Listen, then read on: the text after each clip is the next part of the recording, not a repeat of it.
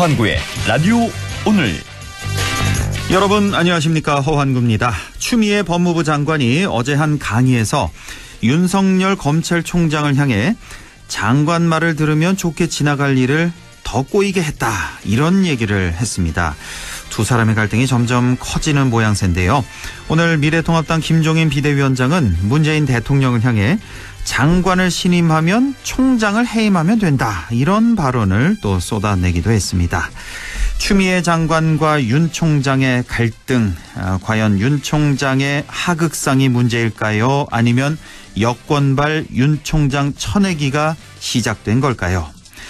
남북도 갈등, 국회도 갈등, 장관과 총장도 갈등, 그리고 인천공항 정규직 전환을 둘러싼 을과 을의 갈등. 곳곳에서 이렇게 갈등이 속출하고 있습니다. 속 시원한 해법은 없을까요? 잠시 후 최진봉의 시사포커스에서 자세히 다뤄보겠습니다. 6월 26일 금요일 라디오 오늘, 광고 듣고 시작합니다. 아이에게 꼭 맞는 생유산균 락토핏. 아기에게 락토핏. 아이들도 락토핏. 우리 가족 락토핏. 맞춤형 생유산균. 내 몸에 fit 락토핏. 종근당 건강기능식품입니다. 형님, 큰일입니다. 다음 달부터 개별 소비세가 인상된답니다. 왜? 당장 사러 가자. 쌍용자동차가 혜택이 제일 좋은데요? 6월 SUV 구매 시 정부에서 개별 소비세 최대 143만 원, 쌍용자동차에서 최대 150만 원 추가 지원까지. 60개월 무이자 할부까지? 역시 이런 혜택은 쌍용자동차밖에 없구만. 쌍용자동차 전 시장에서. 건강한 나의 내일. 행복한 나의 내일. 빛나는 나의 내일. 나의 내일. 건강한 매일. 건강한 내일을 여는 글로벌 헬스케어 기업 휴원스. 맑은 공기가 집 안으로 들어오니까 청정, 나쁜 공기를 집 밖으로 내보내니까 환기. 공기청정과 환기를 동시에 하니까 청정환기. 이제 창문 닫고 환기하세요. 청정환기 시스템을 나비앤하우스에서 만나보세요. 경동 나비엔. 아버지도 뉴케어. 어머니도 뉴케어. 부모님은 끼니가 힘이니까 뉴케어. 의사의 지시로 사용하는 뉴케어. 이제 자녀분이 생기세요. 사춘기 남기 뉴케어. 특수 의료용도 등 식품 뉴케어 구수한 맛 대상 라이프 사이언스.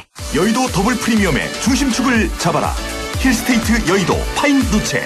9호선 색강역, 5호선 환승 여의도역과 금융 업무지구 사이, 원룸에서 3룸까지 다양한 주거형 오피스텔. 힐스테이트 여의도 파인 누체. 견본주택 오픈 중. 1833-2367 현대 엔지니어링.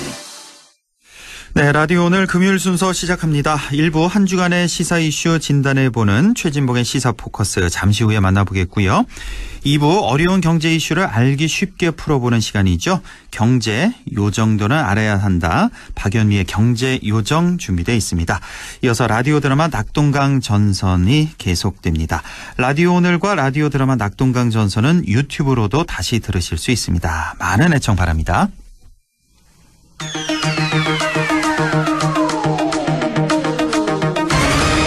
네, 최진봉의 시사포커스 시작합니다. 오늘도 성공회대 신문방송학과 최진봉 교수와 함께합니다.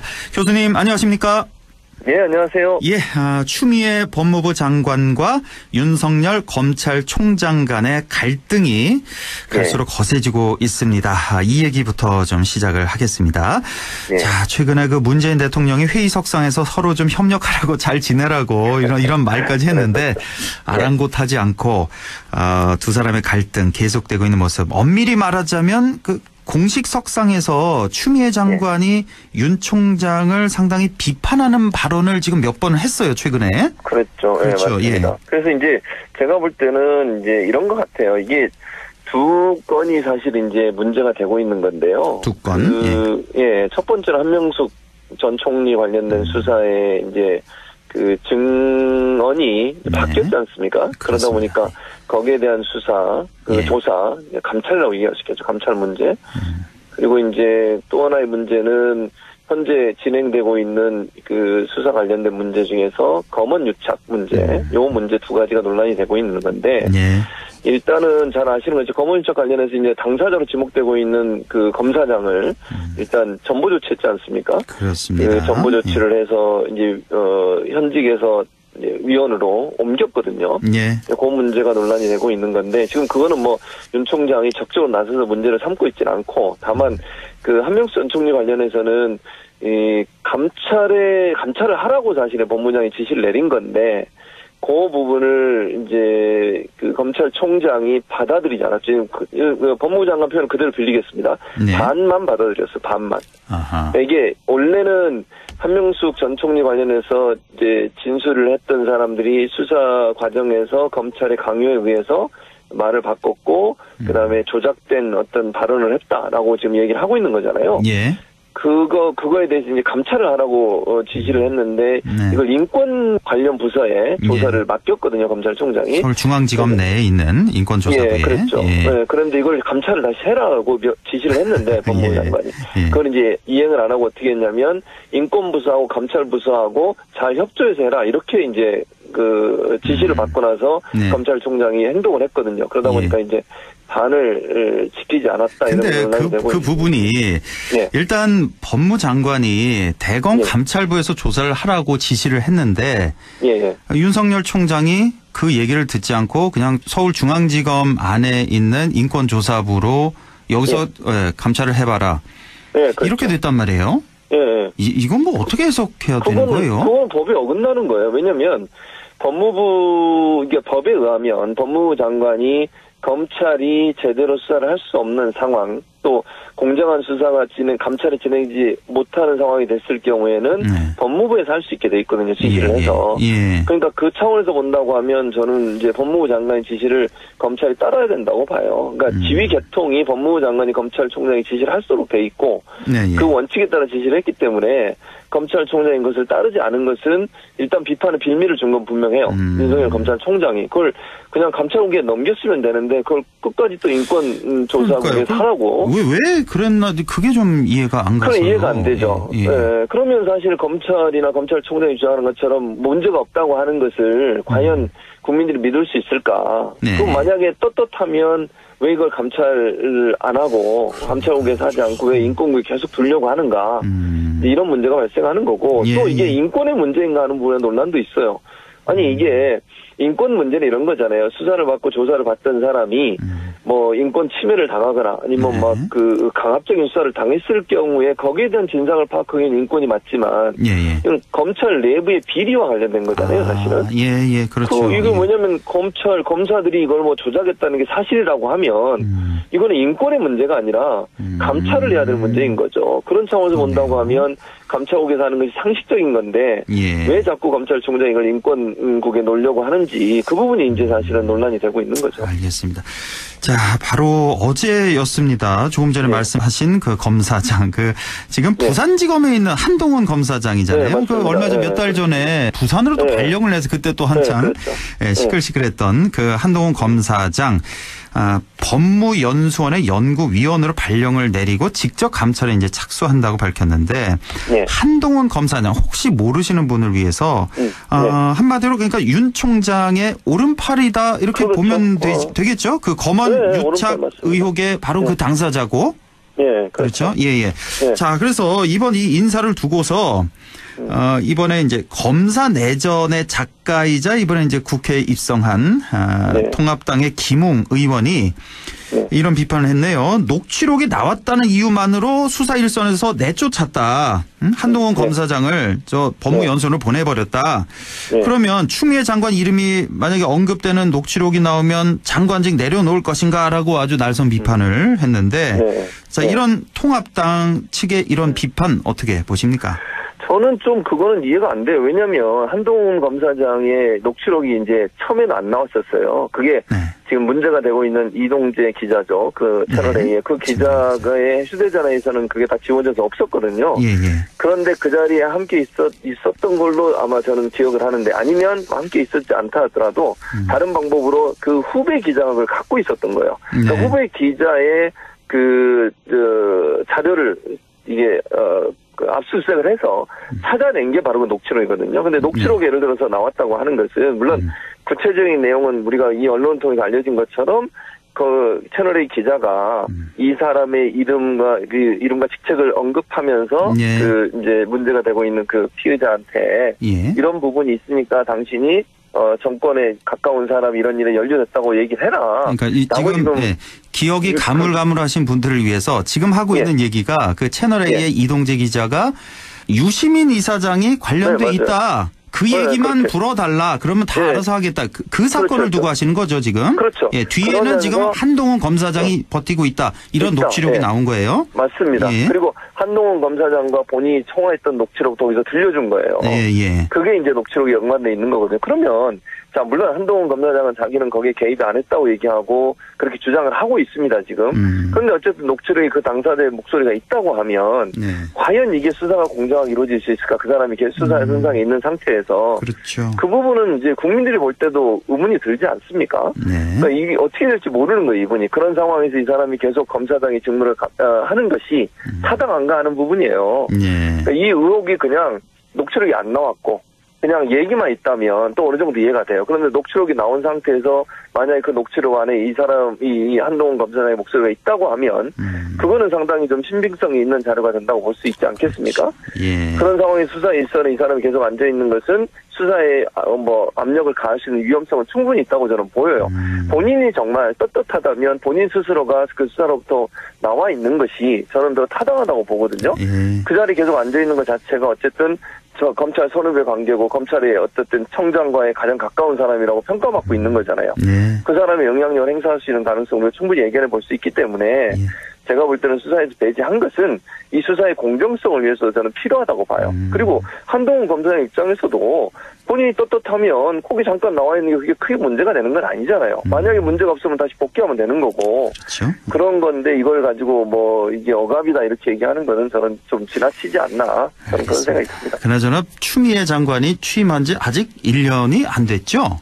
예, 안 네, 됐죠. 얼마 지금 1년도 안 됐는데 이 추미애 장관과 윤 총장과의 이 갈등이 도대체 언제까지 계속될지 지금 뭐 윤 총장 사퇴까지 여기저기서 이제 목소리가 나오는 판이어서 예. 아유 이게 뭐 어떻게 뭐 예상을 좀 하십니까?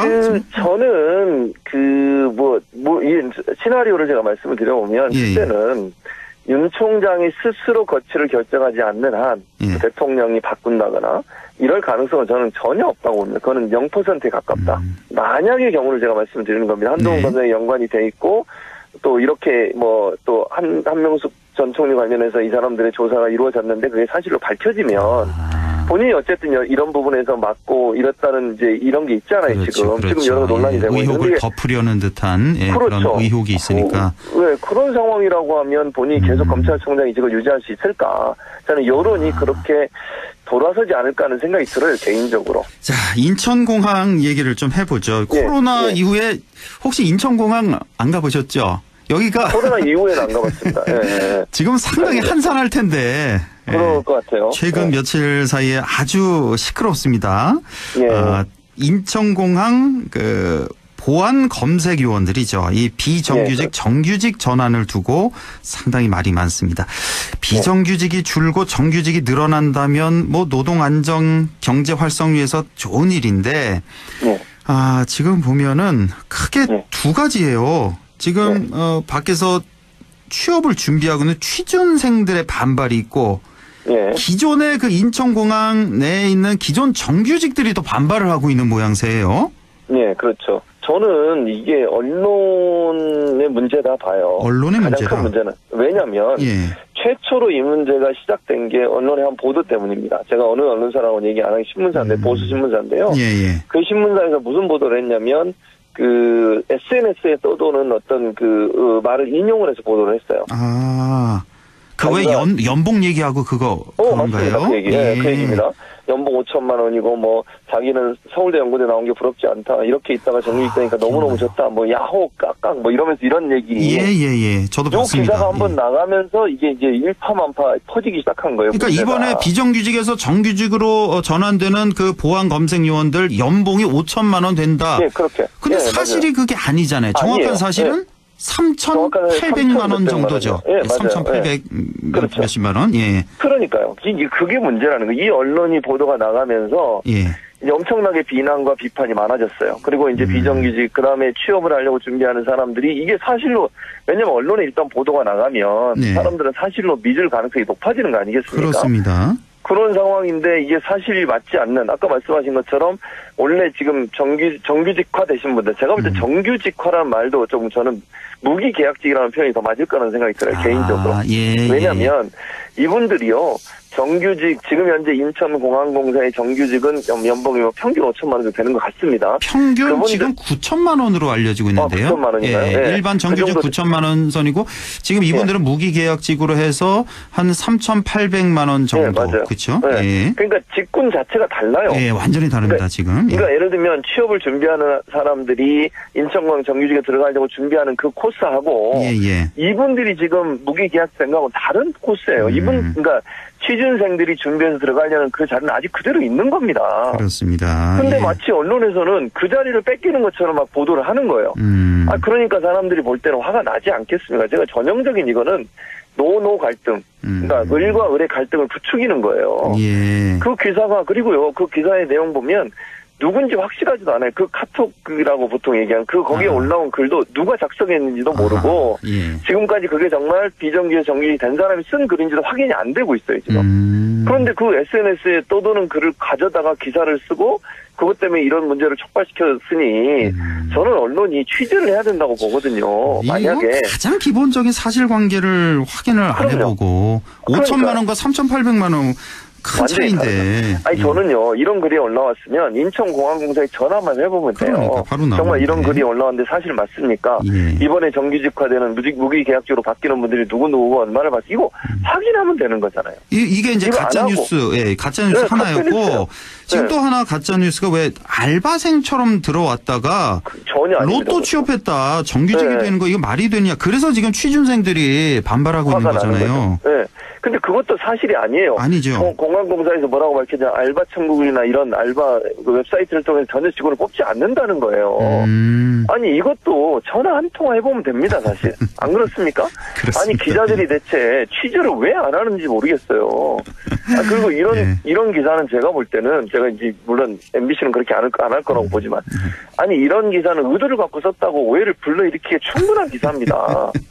이래서 문제가 되는 거예요, 사실은. 그렇습니다. 이 기사가 아니었으면 이렇게까지 문제가 될 일도 아니고. 뭐 언론 문제만 나오면 언성을 높이시는 우리 최진봉 교수님. 제가 언론 학자이기 때문에 그렇죠. 그렇습니다. 예.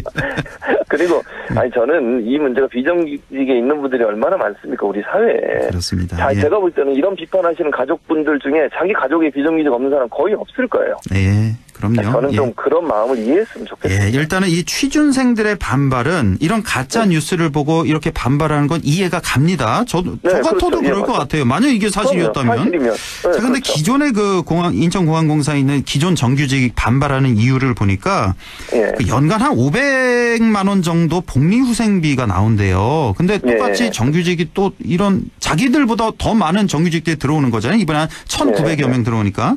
그래서 자기 복리후생비가 줄어들지 않을까 이런 우려가 하나가 있고 이번에 정규직화된 보안 검색 정규직들이 기존의 정규직보다 숫자가 더 많대요. 그래서 자기들 입지가 좀 좁아지지 않을까 이런 이유들 때문에 지금 반발하고 있다고 하는데 이거는 좀 얼핏 좀 이해가 좀 안 가네요. 복리후생비라고 하는 것도요, 전혀 줄어들지 않습니다. 본인들의 복리후생비가 줄어드는 게 아니에요, 기본적으로. 그러니까 기존에 있던 사람들의 복리후생비는 그대로 가는 것이고요. 이분들이 받는 것도 다른 예산에서 정해서 가는 것이지 그전에 갖고 있는 분들을 뺏어가지고 이걸 주는 게 절대로 아니고요.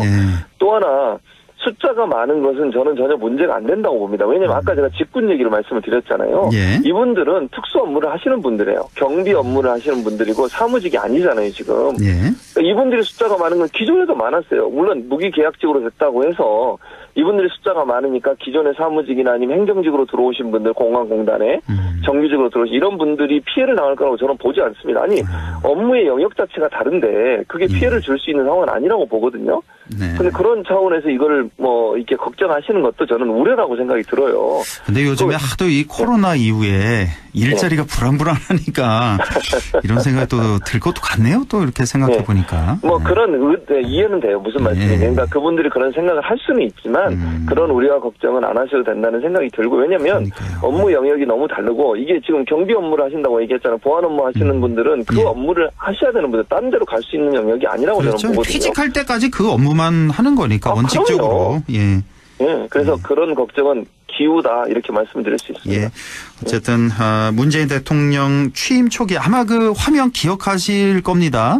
취임 초기에 그 2017년 5월에 인천공항 찾아가셨잖아요. 그래서 많은 그 젊은이들 주위에 이렇게 같이 앉아가지고 정기직화 하겠다 약속을 했고 또 이게 대선 공약 아니겠습니까?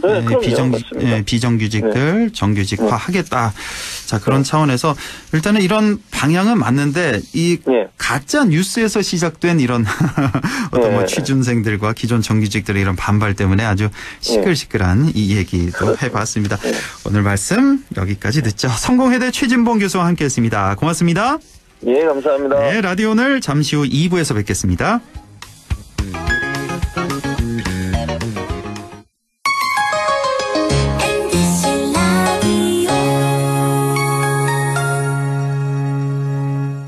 할인점보다 더 실속 있고 편의점보다 더 편리하게 살 수 있는 곳, 시장보다 더 정이 넘치고 백화점보다 더 품격 있는 곳, 이런 곳이 없을까요? 네, 우리 동네 우리 할인점 펀마트가 있습니다. 지난 25년간 항상 고객과 함께한 펀마트. 용상점, 자이점, 신용주점, 사천점에서 새롭게 고객님께 다가갑니다. 펀마트.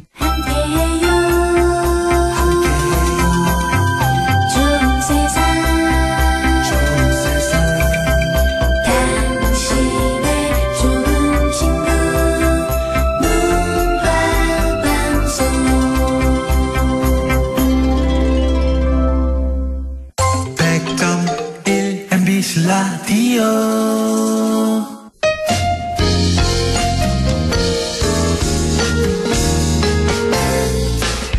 지금 여러분께서는 안동 MBC 시사정보 프로그램 허환구의 라디오 오늘을 듣고 계십니다.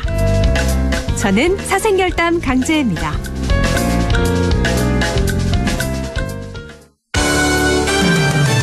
네, 6시 27분 25초 지나고 있습니다. 경제 요정 시작합니다. 오늘도 박연미 경제 전문 기자와 함께합니다. 기자님 안녕하십니까? 안녕하세요. 예, 오늘 첫 순서로 금융투자소득세, 즉 주식이나 채권, 펀드 등의 금융상품 투자 시에 수익이 나면 양도소득세를 부과하겠다. 이 소식부터 좀 다루겠습니다. 지금은 개인 같은 경우에 아무리 수익이 나도 소득세를 걷지 않고 있죠. 지금 단일 종목의 한 종목의 코스피의 경우에는 1% 이상, 코스닥의 경우에는 2% 이상 단일 회사 종목을 갖고 계시거나 이른바 대주주. 그렇죠. 한 회사 종목을 10억 원 이상 가지고 계시다. 이런 대주주들은 양도세를 내고 있는데요. 대다수의 일반 개미 투자자들은 양도세 대상이 아닙니다. 그렇죠. 그런데 이제 2023년부터는 소득세를 걷겠다 이거잖아요. 네, 그렇습니다. 예, 그 내용 좀 소개를 해 주시죠. 네, 정부가 25일에 발표한 내용을 간추려 드리면 2023년까지 주식 양도소득에 따른 세금을 개인 투자자들로 전면 확대하겠다 이런 내용이에요. 2023년부터 만약에 국내에 상장된 주식으로 연간 2천만 원 이상을 벌어들였다 하면 이런 분들은 개인 투자자라고 해도 20%의 양도소득세를 내야 합니다. 3억 원이 넘는 투자이익이 발생했다 하면 양도세율이 25%까지 올라가고요. 대신에 현행 증권거래세, 그러니까 돈을 벌든 잃든 무조건 내야 하는 세금의 그 세율은 0.25%에서 0.15%로 순차적으로 낮추겠다 이런 내용이고요. 전체 금융투자에 손실이 났는지 이익이 났는지 계산할 수 있는 그 기간은 3년치를 합산해서 봐주기로 했습니다. 아, 그렇죠. 예. 그래서 올해 만약에 1억 원의 수익이 났다. 근데 3년 전에 뭐 8천만 원의 손실이 났다. 그러면 2천만 원 수익이니까 한 푼도 안 내게 되는 거죠. 이렇게 되면. 그렇죠. 자, 이렇게 해서 이제 거래세는 낮추고 이제 양도소득세를 물겠다 이건데 이거를 좀 어떻게 보십니까? 이게 증세를 하려는 뭐 꼼수 아니냐 이렇게 보는 시각도 있고 아니면 뭐 대부분 선진국들이 다 이렇게 거래세는 없고 소득세를 물리니까 이거 선진화돼 가는 거 아니냐 이런 시각도 좀 있는데요. 증세 꼼수라고 보기에는 양도소득세로 발생할 수 있는 세수를 예측하기가 너무 어려워요. 아, 그렇죠. 예. 증권거래세는 거래를 하면 무조건 내는 돈이잖아요. 예. 그러면 대다수의 개미 투자자들이 단타로 자주 사고 팔기 때문에 사실 정부 입장에서는 양도세 굳이 안 걷고 증권거래세를 놔두는 게 세수의 그렇죠. 안정성 측면에서 훨씬 더 유리합니다. 예. 2010년 이후에 연간 4조 원 이상 거치기 시작을 했고 2018년에는 한 6조 원 정도 거쳤거든요. 예. 그런데 올해는 잘 아시다시피 동학개미운동이라고 해서 예. 증권 투자자가 늘었기 때문에 아마 거래세 수가 더 늘어날 거예요. 올해는 뭐 10조 이상 이렇게 본다면서요? 네, 그런 전망도 나오고 있는 상황이니까 사실 이렇게 예측할 수 있는 세수를 포기하고 소득이 발생해야만 3년간 통산해서 계산해주는 세금을 걷는다. 이게 증세 꼼수라고 보긴 좀 어렵습니다. 그렇군요. 예, 그 홍남기 부총리도 얘기했잖아요. 한 5% 정도만 아마 과세가 될 것이다. 그러니까 대부분 95% 개인 투자자들은 비과세 될 것이다. 뭐 이렇게도 얘기했는데 좀 지켜보죠. 한 3년 후의 일이니까 어떻게 될지. 일단 뭐 걱정되는 건 큰 손들이 빠져나가서 그 주가가 떨어질 수도 있다. 이런 것들에 대한 걱정이 좀 있는 건 사실인데. 하기야 그렇겠네요. 정말. 예, 그 5%만 과세를 한다고 해도 그 5%가 나머지 95%만큼의 위력을 가지고 있다. 이렇게 주장하는 분들도 계세요. 예. 계시는데 일단 대다수의 개미 투자자들은 연간 주식으로 2천만 원 넘게 벌기 어렵습니다. 냉정하게 말씀드리면 대다수 개미 투자자들에게는 이렇게 되면 오히려 절세 효과가 있을 것으로 보이는데 상위 5%가 빠져나갔을 때 증시가 어떻게 될 것이냐 이건 정말 지켜봐야 알 수 있는 것 같아요. 그렇겠군요. 저는 이 대책 발표를 보고 개인적으로 이렇게 생각했어요. 거래세를 좀 더 낮추는 게 어떨까. 우리 개인 투자자들 더 낮추고 네네. 차라리 이 비과세 이거 2천만 원 있잖아요. 네네. 이것도 좀 더 낮추고요. 네. 이렇게 해서 왜냐하면 이제 손해본 분들 있잖아요. 네. 손해봐서 기분 안 좋은데 거래세를 꼬박꼬박 내게 되니까. 네. 그러니까 수익 난 사람들한테는 좀 더 세금을 더 걷어도 되는 거고. 당초에는 그게 그 여당이 아니었어요. 그래서 증권거래세를 완전히 폐지를 하고 양도세만 걷겠다. 이게 그 더불어민주당의 총선 공약 중에 하나였는데 워낙 경기가 안 좋다 보니까 세수 전망이 어둡잖아요.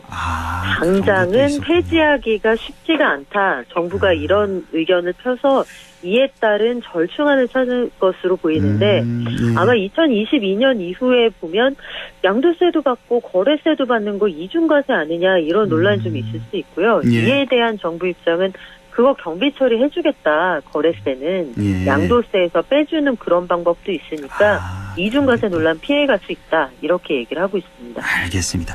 자, 인천국제공항공사 얘기 조금 전에 최진봉 교수와도 좀 얘기를 나눴는데 지금 우리 박연미 기자님의 시각은 어떤지 좀 궁금해서요. 이번 논란 어떻게 보시는지 뭐 전체적으로 한 말씀만 좀 해주시죠. 네, 여기에서 이제 그 여러 가지 설명은 일단 직군이 겹치지 않는다. 대졸공채로 뽑는 사람들하고 직군이 다르고 아르바이트로 들어와서 정규직이 된다. 이건 과장된 이야기다. 뭐 이런 이야기들이 설명으로 나왔잖아요. 근데 사실은 한정되어 있는 보다 좀 안정적인 정규직의 일자리를 원하는 사람이 너무 많은데 이게 비단 대졸공채하고 일반 그 비정규직에서 정규직으로 전환되는 분들만의 문제로 받아들이는 것 같지가 않아요. 청년 세대는. 그러니까 보통 이력서를 한 100장 이상씩 쓰니까 뭔가 괜찮은 정규직의 탄탄한 일자리가 총량으로 누구에게 먼저 돌아간다. 여기에 따른 박탈감을 느끼는 것 같은데. 인천국제공항공사가 우리 저 취준생들이 가장 가고 싶은 공기업 1위라면서요. 그러니까요. 그래서 경쟁률도 굉장히 높고요. 사실은 뽑는 사람의 숫자가 채 200명이 안 됩니다. 대졸공채로 뽑을 때. 그러다 보니 워낙 좁은 문이잖아요. 취업을 준비하는 친구들은 사실 여기에 가고 싶지만 여기만 준비하는 건 아니거든요. 그렇죠. 그러니까 이 친구들이 느끼는 박탈감은 갈 수 있는 괜찮은 정규직 일자리가 몇 개 없는데 뭔가 정책의 어떤 좋은 흐름을 타고 저 사람들만 채용 과정에 경쟁을 좀 피해가는 것 아닌가에 대한 박탈감이니까 이건 일자리 감수성으로 접근을 해야 될 것 같아요. 그래서 청와대 일자리 수석이나 인천공항공사 사장님의 어떤 설명 이런 것들이 논리적으로 맞는데요. 이걸 너희들의 마음은 알겠고 이 마음을 좀 어루만지는 쪽으로 설명이 이루어져야 하지 않을까 제 생각은 그렇습니다. 그렇군요. 예. 어쨌든 이 비정규직의 정규직화 문재인 대통령의 그 대선 공약이기도 했고요. 사실 뭐 비정규직 고용 불안을 해결한다는 측면에선 정부의 방향이 뭐 올바른 방향으로 가고 있다. 아마 대부분 다 공감을 할 텐데 그렇다면 이거 어떤 부분을 좀 보완하면 좋을까요? 이게 저는 그 일자리 사정이 워낙 좋지 않다 보니까 더구나 지금 경제 상황이 2017년 5월 이 말씀을 하셨던 그 시점하고 비교를 해도 경기가 굉장히 안 좋아졌거든요. 예. 그래서 그런 말 있잖아요. 무항산 무항심이라고 곳간에서 인심이 나는 건데 취업 시장이 그만큼 어려워지면 괜찮은 일자리가 보다 적은 경쟁으로 사라진다는 것에 대한 막연한 박탈감이 더 커질 수가 있어요. 예측 가능성을 주는 게 중요하다는 생각이 들더라고요. 어떤 일자리에 대해서 어떻게 좋은 조건으로 전환이 될 것으로 보이니 원하는 사람은 다들 지원할 수 있다. 이렇게 나에게도 기회가 열려있다. 이 느낌을 주는 게 중요할 것 같습니다. 예, 알겠습니다. 자, 옵티머스 자산운용의 사모펀드가 또 사고를 쳤습니다. 아마 얼핏 들어는 보셨을 텐데 뉴스에서. 이게 또 말썽인데 작년에 우리 저 DLS 사태 한번 겪었고 라임 사태도 기억나는데 올해도 옵티머스 사태가 또 이게 벌어졌습니다. 이게 이 내용 좀 설명해 주시죠. 네, 옵티머스 자산운용이라는 회사가 사모펀드, 그러니까 사적으로 모아서 돈을 굴리는 펀드를 만들었는데 여기에서 굴리는 돈이 한 5,500억 원 정도 되거든요. 이 정도 규모면 사모펀드 시장에선 큰 규모예요? 큰 규모죠. 라임이 1조 원대다 뭐 이런 얘기를 드렸으니까요. 큰 규모에 해당을 해서 금융당국도 들여다봤던 그 회사인데 이걸 미리 사전에 잡아내지 못하고 결국 환매 중단 위기를 맞게 됐습니다. 그러니까 투자금을 돌려줘야 할 시점에 돈을 못 돌려주는 상황이 됐다는 말씀인데요. 이게 앞서서의 그 사태들하고 약간 다른 것이 옵티머스 자산운용은 아예 마음을 먹고 문서를 위조를 했어요. 이 회사에서요? 그 옵티머스 자산운용에서? 그러니까 안전한 자산에 저희들은 그 투자를 할 거예요라고 투자자들에게 판매를 했는데 사실은 이 자산운용사가 안전한 공기업 이런 데들 말고요.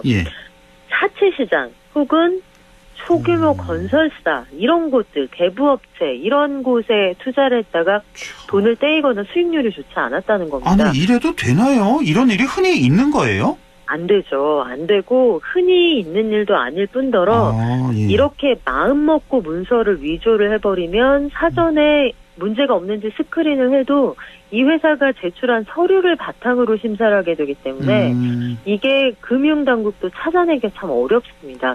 그래서 문제가 여기까지 오게 된 거고요. 지금 이게 그 자산을 위탁받아서 이 수탁하고 있는 은행 그리고 이걸 판매한 증권사 다들 내 책임 아니다. 서로 그 폭탄 돌리기를 하고 있는 상황이어서 투자자들은 굉장히 속이 타는 그런 실정입니다. 그러니까요. 이 사모펀드가 그 개수만 해도 한 10,000개가 넘는다면서요. 이렇게나 많은데. 맞아요. 이거 뭐 일일이 금융당국에서 들여다보는 건 거의 불가능하고 게다가 이렇게 위조해서 서류를 이거까지 걸러내는 건 더 어려울 것 같은데 그렇다면 좀 처벌을 훨씬 더 강화해야 되는 거 아닙니까? 맞습니다. 그래서 이런 식으로 남의 돈을 받아서 함부로 사용하거나 큰 손실을 내고 본인들은 수수료 이익만 챙겨도 내가 정말 최악의 경우에 법적 처벌을 받아봐야 금전적 수익이 훨씬 크다고 생각하면 나쁜 마음을 먹는 사람들이 생길 수 있잖아요. 그러면 이걸 사전에 방지할 수 있는 가장 좋은 방법은 그랬을 때의 기회비용을 아주 크게 만들어버리는 거죠. 다시는 제기할 수 없게 하거나 아니면 수익보다 훨씬 큰 돈을 물어내는 상황이 될 수 있다는 걸 알아야 그래야 이런 것도 시도하지 않을 겁니다. 알겠습니다. 박연미의 경제요정 여기까지 듣겠습니다. 박연미 경제 전문기자였습니다. 고맙습니다. 고맙습니다. 날씨 알아보죠. 김도연 캐스터 전해주세요. 네, 이번 주말은 우산 대신 통풍이 잘 되는 옷차림 필요하겠습니다. 특히 따뜻한 남서풍이 불어들면서 산맥 넘어 자리하고 있는 우리 지역은 폭염 수준이 예상되기도 하는데요. 한낮에 30도를 넘어설 것 같습니다. 대기가 습한 상태라 체감상 더 덥게 느껴질 수 있겠는데요. 마음의 여유를 갖는 지혜가 필요한 날씨입니다. 후텁지근한 날씨에 건강관리 잘 해주시기 바라겠고요. 일요일에는 곳곳에 소나기 예보도 나와 있습니다. 내일 기온은 아침 19도, 한낮에 29도 예상됩니다. 상주 현재 기온은 26도, 습도는 66%입니다. 날씨였습니다.